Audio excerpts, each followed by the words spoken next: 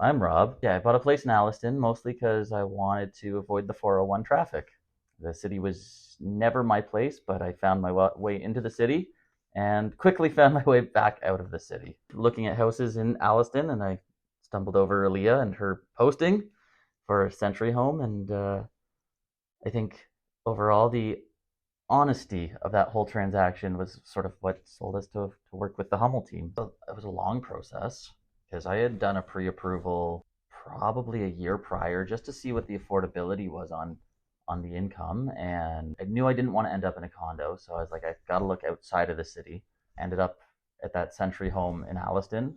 The first thing that Leah walked through was when we did the walkthrough, and she was willing to point out problems with the house, things that would cost money as a first home buyer, how you might be strapped for spending money. And it was at that moment where I realized, okay, it's not like working with a pushy salesperson. It's not like a high pressure deal. It was that peace of mind being able to walk through and having a very neutral and open discussion instead of a, do you think you're going to put an offer in? And you don't have the knowledge being a first time home buyer to necessarily know what to look for. So it's nice to know that somebody actually had my back on that one. Make sure you're solid on your budget and leave yourself some wiggle room. If you're going in with your partner, make sure you're on the same page with budget and know what you want and what you need. Because I know there's a lot of things that I wanted, but for every want, there's an extra dollar sign at the end of it. Hashing that out beforehand, you have a really good idea of your budget, and sometimes that you do your pre-approval, see what you can qualify for, see if it makes sense.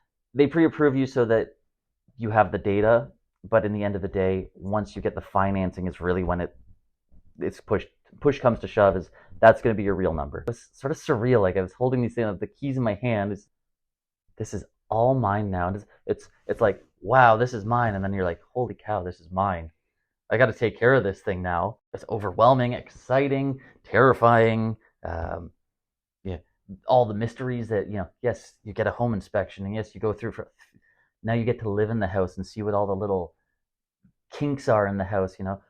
The loud pipes or the HVAC comes on, and the new noises. I'm moving out of the city. It's like hearing the train down the road. It's like, it's the train. It's not that loud, and some trains are louder than others. That's learning the house is also a whole different experience.